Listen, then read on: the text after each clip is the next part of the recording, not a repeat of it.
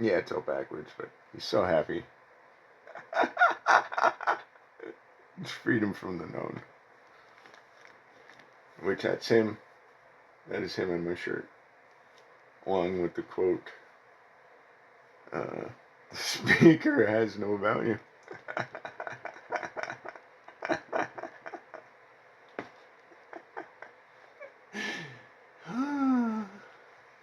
The speaker has no value.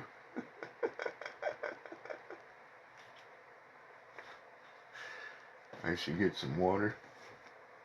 That's a lamp behind me.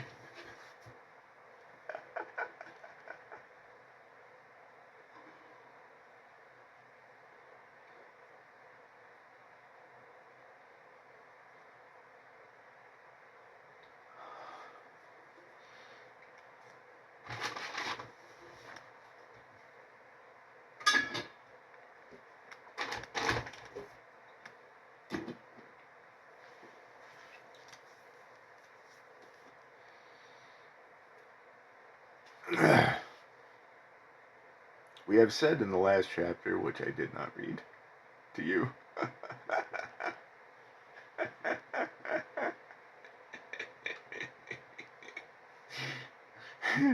We have said in the last chapter that joy was something entirely different from pleasure. So let us find out what is involved in pleasure and whether it is at all possible to live in a world that does not contain pleasure but a tremendous sense of joy, of bliss. We are all engaged in the pursuit of pleasure in some form or another, intellectual, sensuous, or cultural pleasure, the pleasure of reforming, telling others what to do, of modifying the evils of society, of doing good, the pleasure of greater knowledge, greater physical satisfaction, greater experience, greater understanding of life, all the clever, cunning things of the mind. And the ultimate pleasure is, of course, to have God.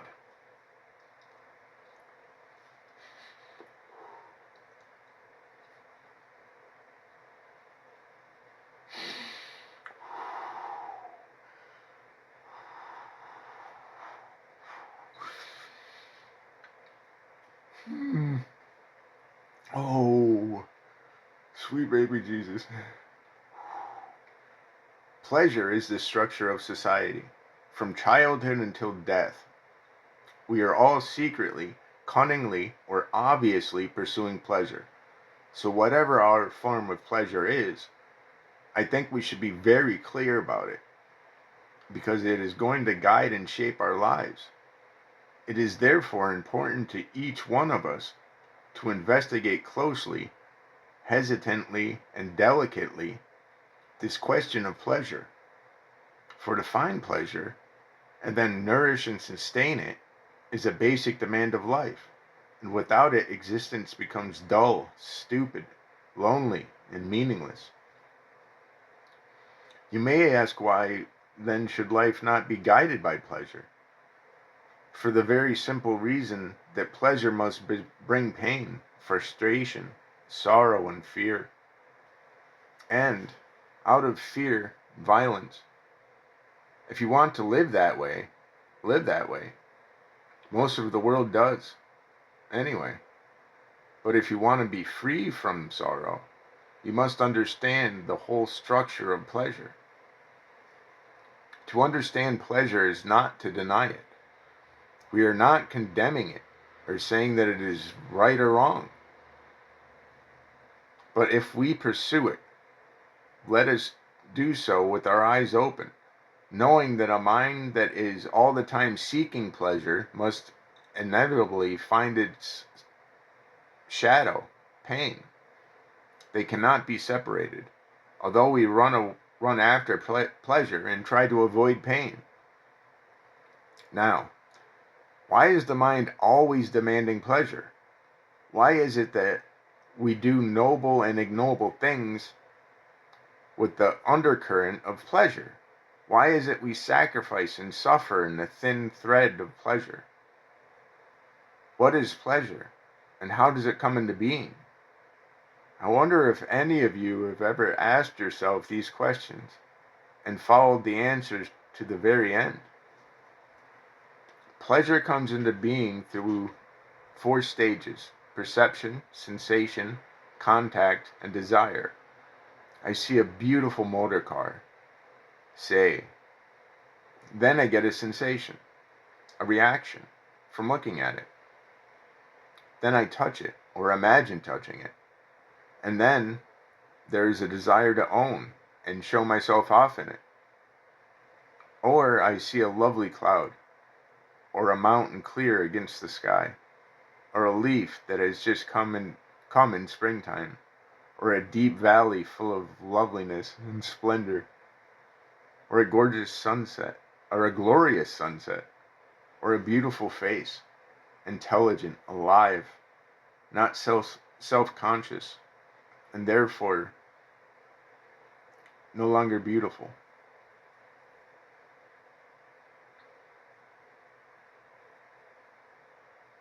I look at all these things with intense delight, and as I observe them, there is no observer, but only sheer beauty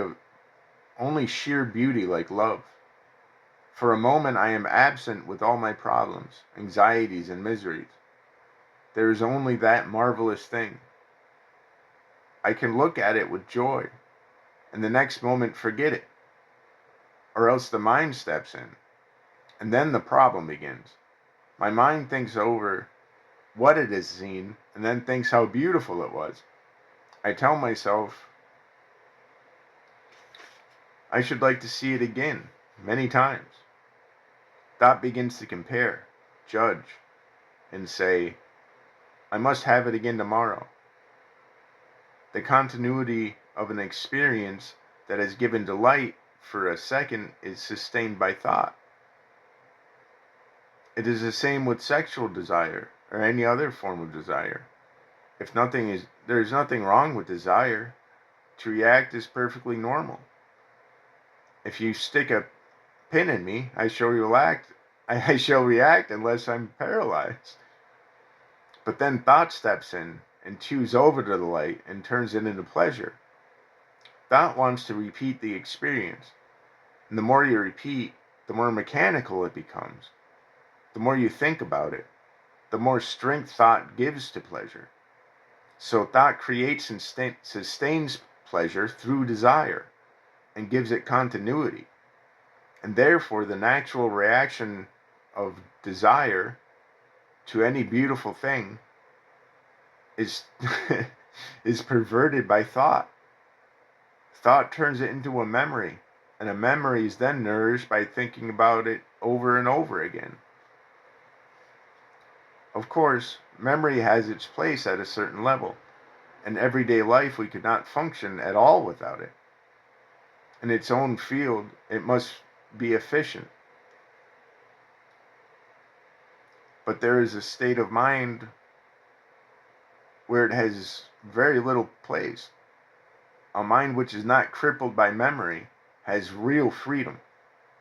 Have you ever noticed that when you respond to something totally, with all your heart, there is very little memory?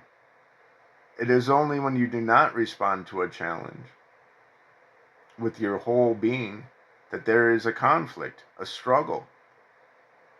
And this brings confusion and pleasure or pain.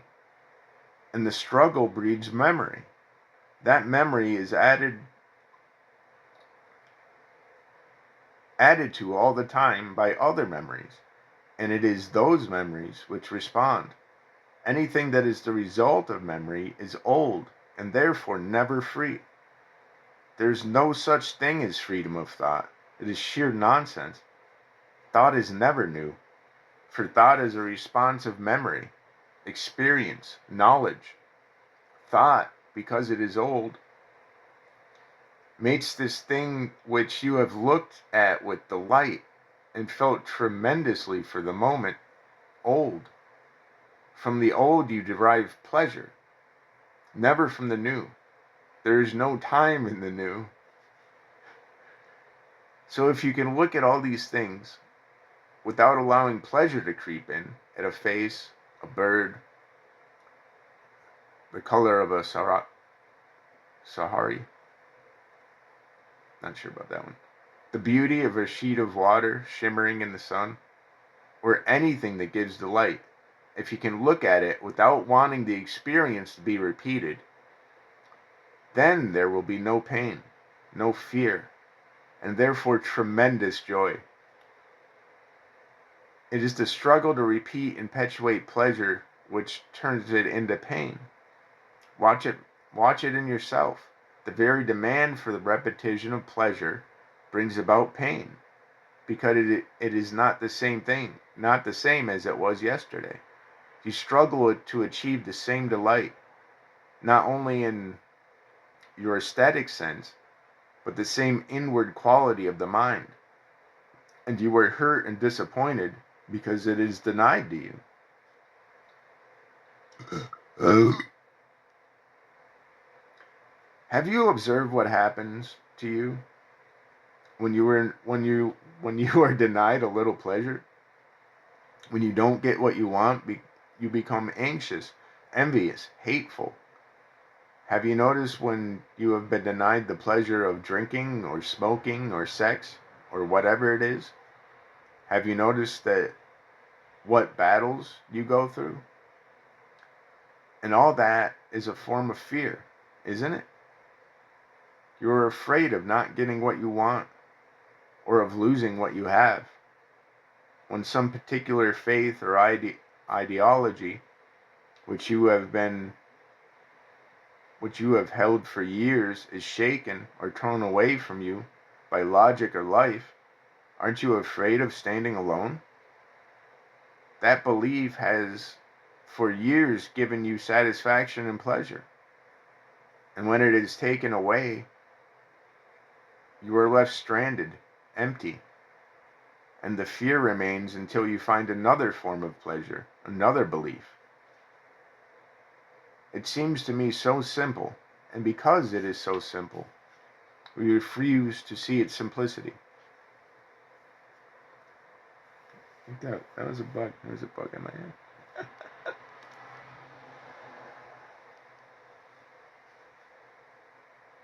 We like to complicate everything.